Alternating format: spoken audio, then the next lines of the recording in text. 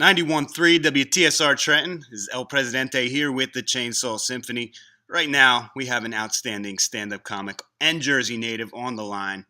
Along with Jim Florentine and Eddie Trunk, he hosts That Metal Show on VH1 Classic.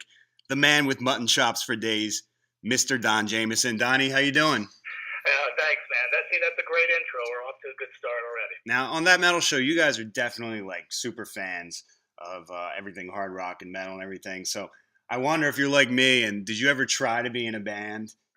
I did a band actually over the last 4 years. Oh, that's right, Sodomy and Gunfire, right? Gunfire and Gunfire. Sodomy. Yeah, because I saw a market out there for serial killers who needed a favor. So, yeah. So I said, I've gotten into death metal a lot in about the last 5 or 6 years, but I didn't want to just do the typical really loud guitars or whatever and the screaming vocals. I said, let's try it with a different twist. Let's make it acoustic. Yeah, it was cool. It was literally 2 screamers, a drummer, and an acoustic guitar, and we made an EP for Metal Blade that you can pick up. It's self-titled. You can get that on iTunes, and I'm really proud of it, man. It's 5 killer songs. We played a bunch of concerts. We got to open for Guar and 6 Feet Under, so that was just another creative outlet to just sort of, just get out there and scream at people for a while. Right. Now, speaking of Guar, do you have any thoughts on Dave Brockie's passing? Did it affect you personally? You said you opened for him with Gunfire and Sodomy. I mean, was he just like an awesome guy or what? I mean, what a talent. We'll talk about just the relentless creative force. That was him, That guy's brain was always working. Right. And, obviously, we've lost a lot of people in rock and comedy over the last couple of years, man. And all young guys, guys 50, early 50s. And I developed a friendship with Dave Brockie, a.k.a. Odorous from Guar, from being on the same record label with him, Metal Blade. Yeah. I did the Guarbecue. They do a thing called the Guarbecue every year in Richmond, Virginia, where they're from, where it's a bunch of bands playing. And I went down there and did comedy one year. And at the end of my set, Odorous comes out in full, uniform, full costume, these huge blood packs in his giant claws, and he just grabs me by the neck, and the blood packs explode, and he chokes me to death, and then he drags me off stage, and the crowd went crazy, and I just always remember that moment because it was such a cool moment, because usually at the end of the stand-up, if you're dying, in the figurative sense, it's just the audience staring at you, and then you walk off and you go home and you drink yourself to sleep. But this was actually a cool way to actually die on stage and make a spectacle of it. That's so cool. Yeah, that guy just cracked me. Forget the music and everything. I love the Guar music, the whole show, the production, but he was hilarious. Like you said, he was always firing on all cylinders, just going a mile a minute, and just his appearances on TV are things that I always look forward to. Like when he was on, the Fox Red Eye, or he was in Viva La Bam. Like he would just pop up everywhere. Anyone with half a brain knew just have him on your show and instant Absolutely. laughs. And he and I actually had dinner when I went down for the Barbecue a couple of years ago, and we actually spoke about doing. I was going to help him write. He wanted to do a spoken word tour as Odorous. Oh wow! And we were going to call it the Spoken Turd tour. And excellent. We never got to it because he's one of those guys that just he's got 100 different things going on at once. So we never sort of got back to it, but we had talked about it. So just sad. And that's again, a shame. Young guy, man. So it's a heartbreaker. I would have loved to seen that. That would have been awesome. But because he's got, when you create a character like that, I mean, it's just like you said. I mean, he sort of crossed over all genres of things. People in the metal world know him, but like you said, if you watched Red Eye, or if you've seen him somewhere, you've seen that character somewhere, and if you didn't know him as Dave Brockie, who was the man underneath the costume, you knew who Odorous Urungus was from Guar. Yeah, he definitely kept the band out there for over 20 years. But anyway, speaking of metal, you're fresh off hosting the 6th annual Revolver Golden Gods Awards in LA last week. How was that experience? It was cool, man. We didn't, most of the focus was on the bands and stuff, we just read some stuff off the teleprompter, and we did a lot of backstage interviews, which Mm-hmm. I think they'll include in the show when it airs on VH1 Classic, May 24th. So Awesome.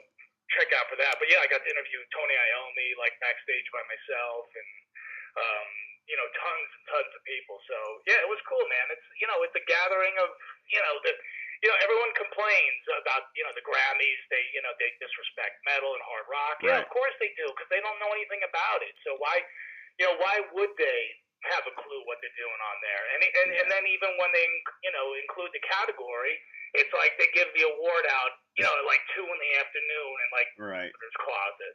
Yeah, and So it's just once again, metal never gets any respect. We always get marginalized. So finally, someone just said, "Hey, screw them.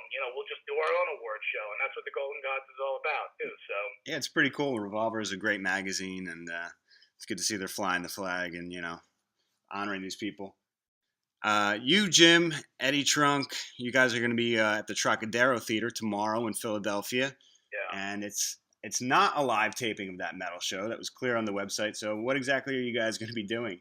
Yeah, I mean, unless you just film the whole show on your iPhone and put it up on YouTube, then I guess it could count as an episode. But it would probably be in HD, so it actually looked better showing VH1 Classic. But no, so you know what? We just finished our 13th season, and we'll do some more shows in the fall again. So in the meantime, the three of us said, "Hey, let's go on the road," and we don't get to go. We either film the show in New York or LA. We don't get to really go anywhere in between to hang out with the people who love our show. So that's what we've been doing, man. We've taken the show on the road, doing a live stage show.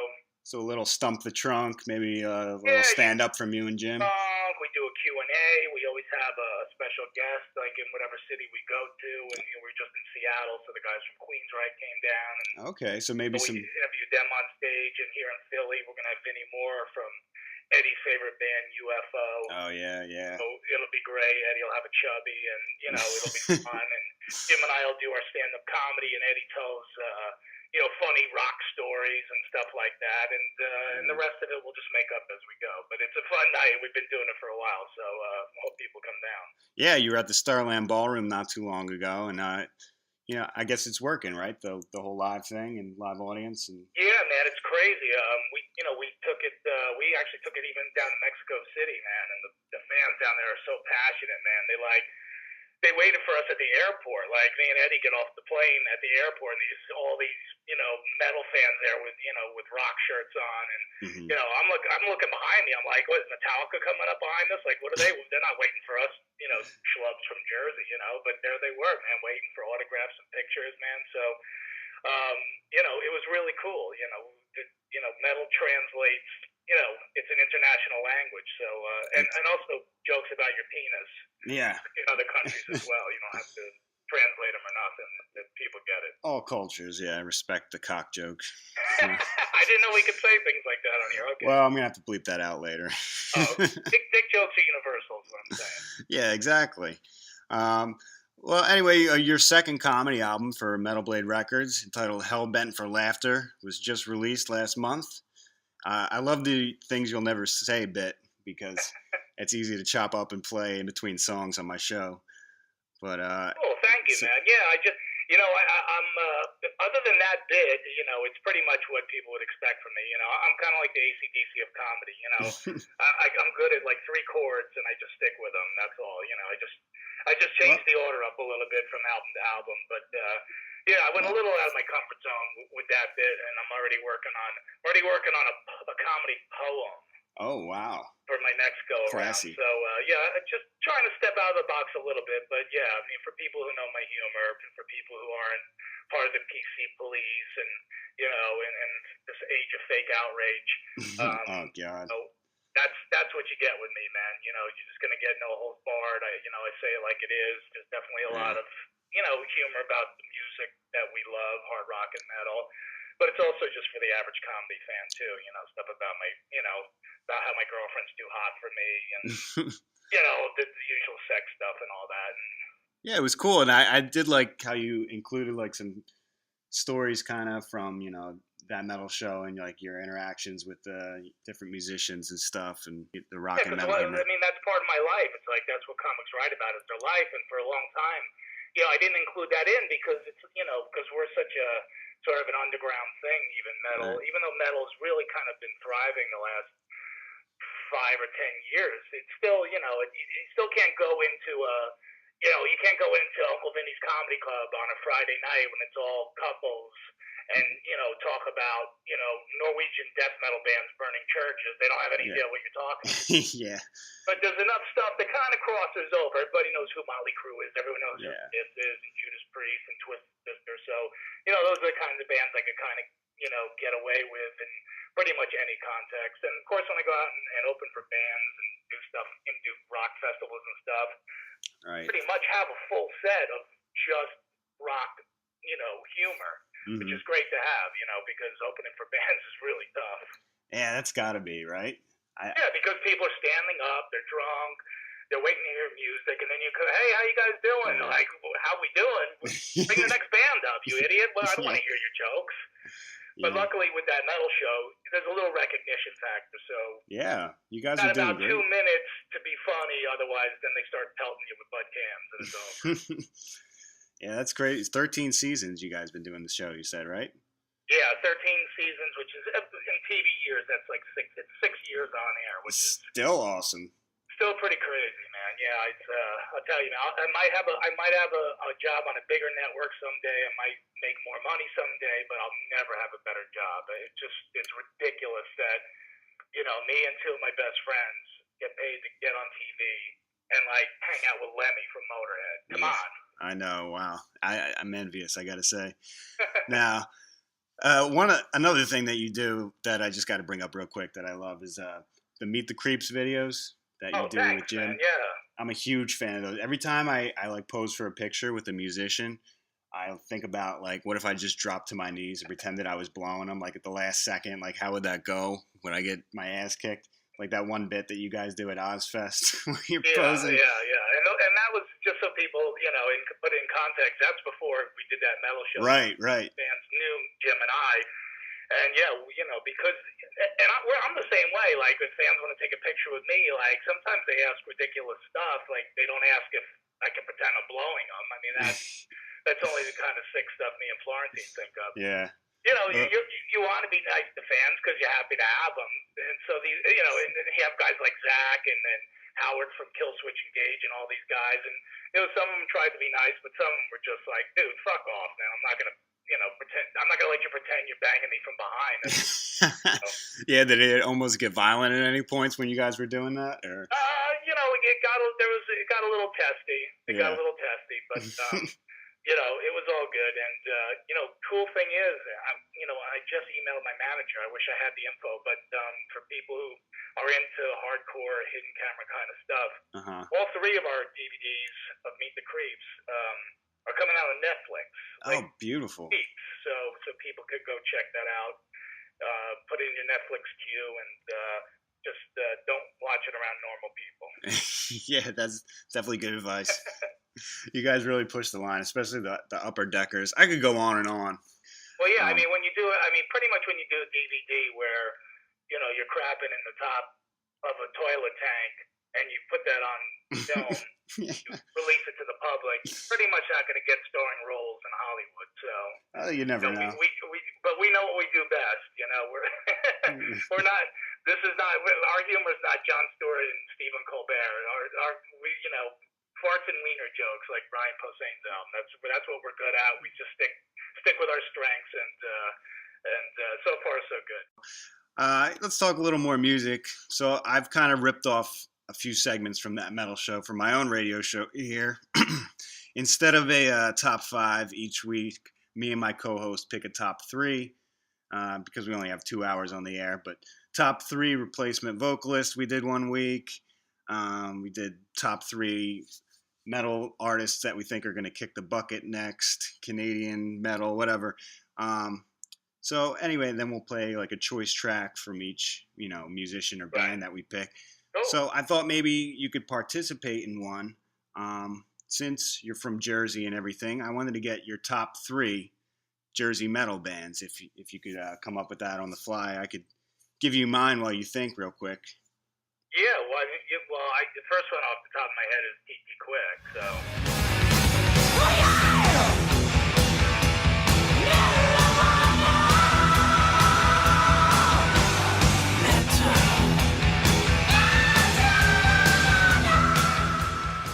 They would definitely be, my number one. Who's yours? Well, I'm kind of like a little bit more of like a hardcore guy. So 3, I got Dillinger Escape Plan.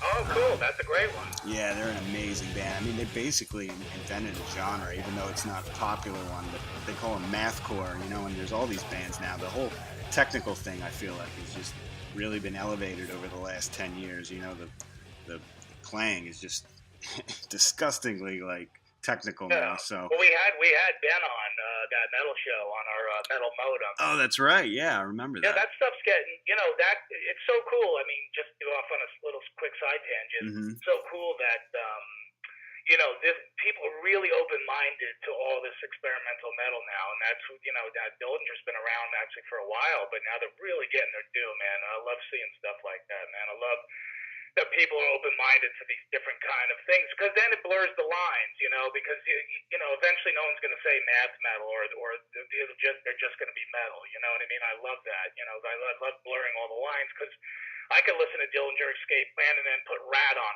afterwards, and to me it's the same stuff. You know what I mean? It's just if it's good and it's heavy, I don't care how you categorize it. I don't even like that they say Hair Nation on Sirius Radio. It's like, I understand why they do it, but it's like it's all the same stuff. It just depends on your taste. Yeah, it's all comes from like rock music, and you got to mix it up, because otherwise it just gets stale. I hate these people who like one genre of metal or whatever. Yeah, exactly. It's like, who cares if it's good, if you like it? And it doesn't matter what it's called. I mean, Dillinger Escape Plan is just metal. Yeah. I mean, yeah, if you have to explain to somebody and you want to give it a name, but honestly, now those guys are becoming mainstream. So so then that opens up the door for the next, band to come along and do something different and creative. Right. So yeah, Dillinger Escape Plan I like a lot, and then number 2 I have Danzig. You remember things of pain, got children get in my way.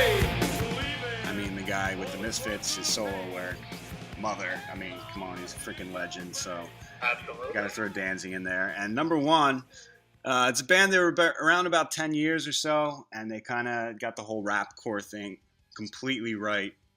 Band called E-Town Concrete. I don't know if you're familiar with them. I'm wide awake. I'm wide awake. I see the moves that you're trying to make. You think I'm sleeping, but I'm wide awake. I know the moves that you're trying to make. Yeah.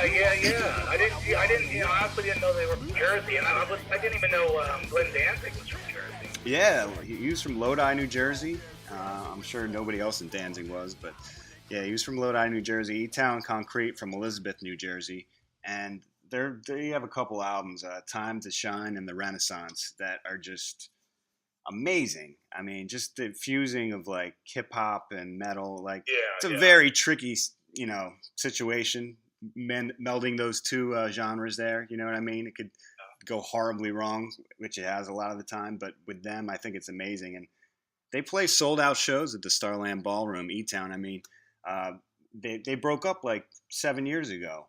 And then every once in a while they'll do a show at the Starland and just pretty much sell the place out and get like Hatebreed to open up for them or something like that. And wow, yeah, it's pretty wild. So they're still kind of popular, even though they're not performing actively anymore. But yeah, so that's mine. So no, that's cool. And I'll tell you a quick funny story about Danzig too. I guess because VH1 when we're not doing the new shows, they rerun the hell out of the old episodes. And I guess probably about a month ago, they must have reran the show that we did with Glenn Danzig, and because people were just coming up to me and going, what's going on with Danzig on your show, man? He was so quiet. He didn't say much. Is he weird? What's going on?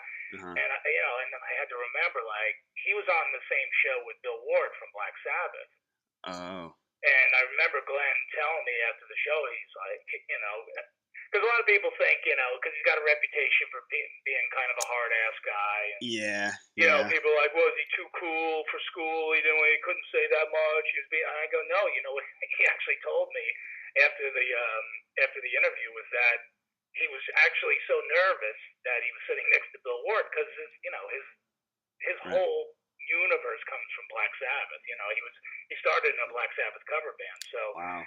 Everything that he stands for was sitting right there next to him, and he was just like we are as fans. When we meet our favorite bands, he had the nerves, and it was funny. But it was funny to hear that coming from Danzig. Yeah, he was nervous that he was sitting next to Bill Ward. So for people who remember that one, that's why he was so quiet. He was just trying to be respectful. All right, so my band, well, TT Quick for sure. Has got to be up there. A band called Prophet.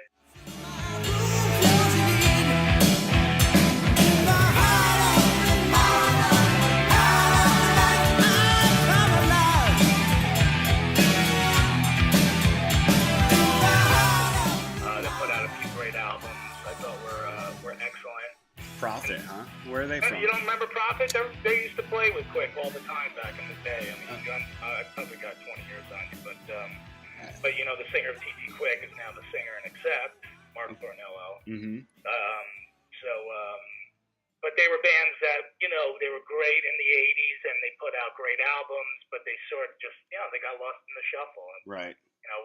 What happens, obviously still today with tons of bands, is just they just get lost in the shuffle. It doesn't mean they're not good, but those two guys those two bands in particular always sort of, they were right there, and as a Jersey guy, you always like, this is it, this album's going to break them, and they never quite did it. So I was super excited that Mark Tornillo, the singer from TT Quick, became the vocalist in Accept, because I always thought, like, if they ever tried again without Udo, that he'd be the perfect guy. So sweet.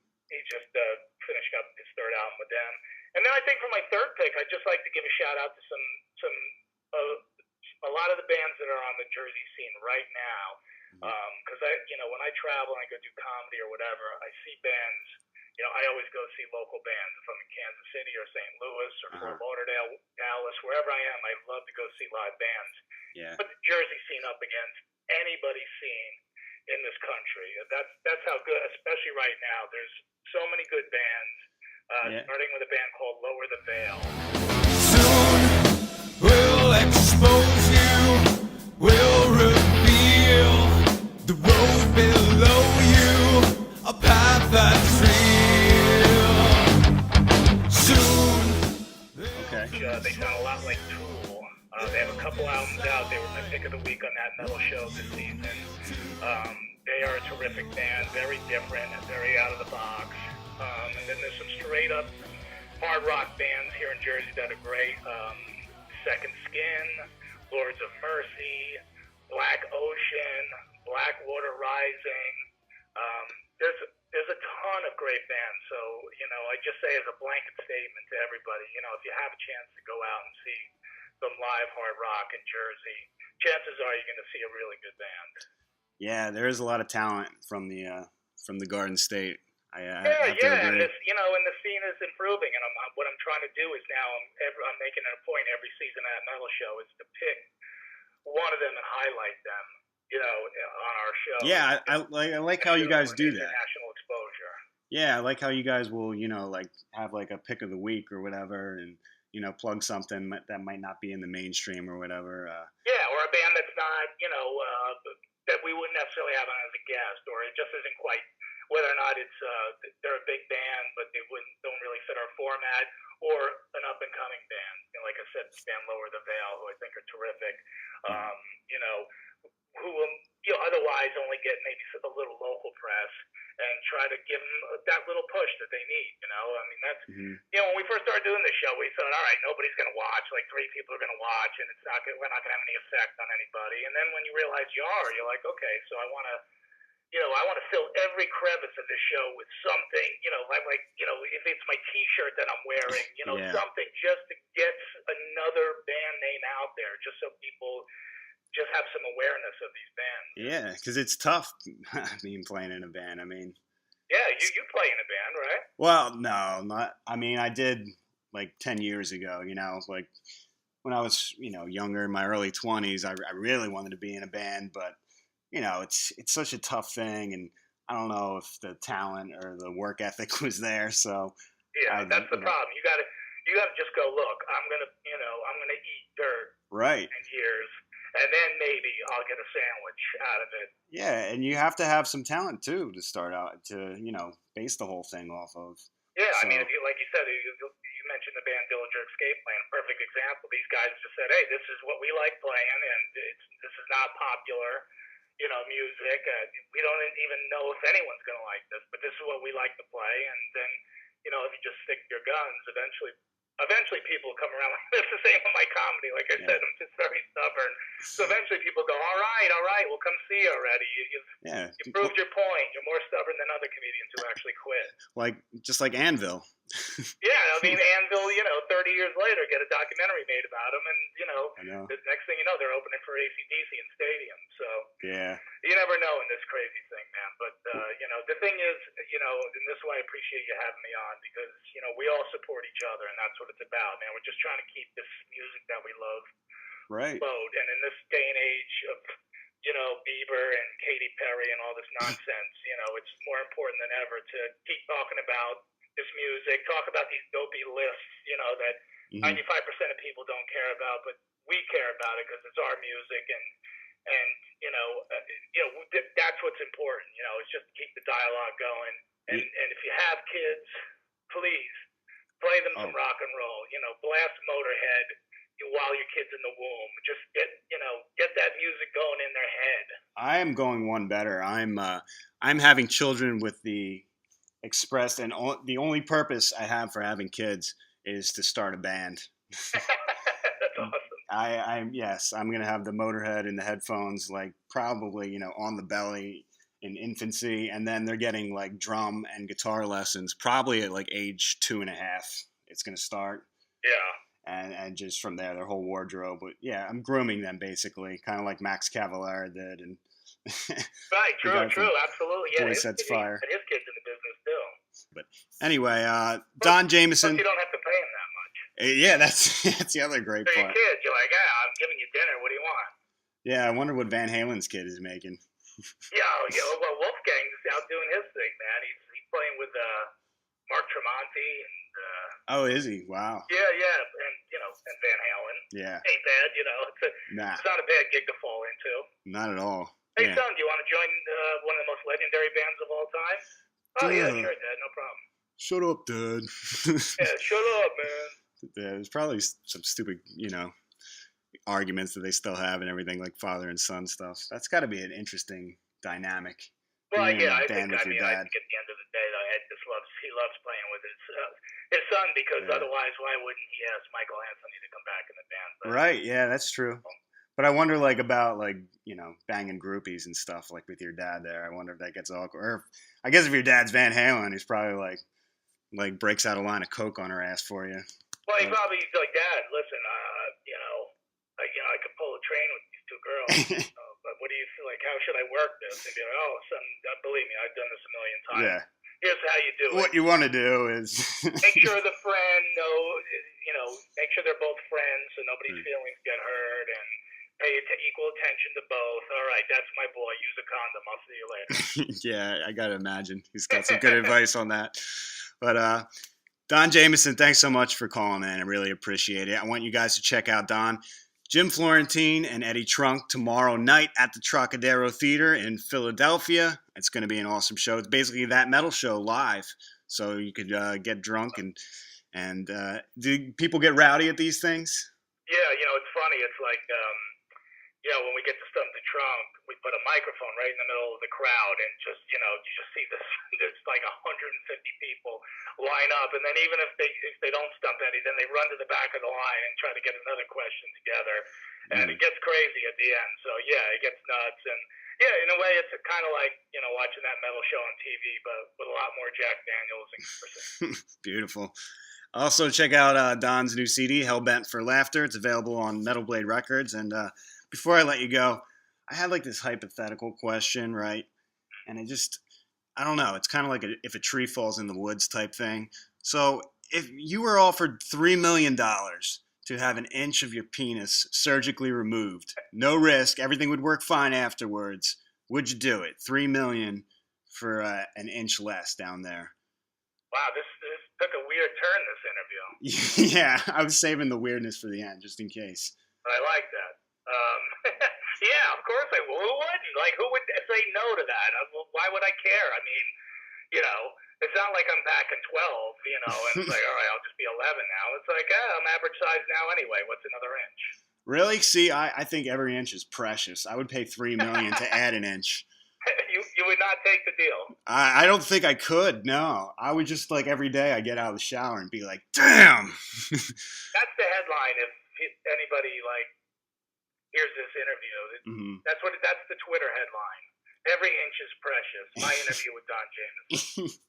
There you go. Every inch is precious. I'm gonna remember that one. Thanks, man. Well, there you go. So I'm sticking to my guns. I give up the inch for the yeah. Because originally I thought anyone that answered yes had to be packing at least 10 inches. No, not at all, man. But an inch really wouldn't change the dynamic that much, to be honest. Right. Yeah, I mean, you know what? I'm married, so it's not like I'm out there banging other chicks or even showing other chicks. I'm actually even hoping, I can't believe, first of all, like Louis C.K. has a bit about this, that, we've basically perfected breast implants, but with all the old rich dudes out there, there's still not a good surgery for a penis implant, right? So it's like I would even just be fine with like a shower surgery. You know how they say there's showers and growers. I would be fine with just having my penis be the size it is. Hard as it is flaccid. So I could walk around at the YMCA, like all those old creepy guys, and just be like, yeah, that's what's going on, Not that I'm going to do anything with it, It's going to be. It's a whole. I mean, I'm 47, man. I'm just, I'm over the whole thing. I mean, it's bad enough I practically trip over my balls at this point. The penis is what it is. Mine's not the biggest, it's not the smallest, but it's definitely one of the top 10 most attractive in the entire world. I haven't checked every single one, but I'm pretty sure mine's one of the most beautiful. So as long as it didn't leave a scar, I think $3 million. All right, man. Well, there you go. Don, thanks for calling in, man. Take care.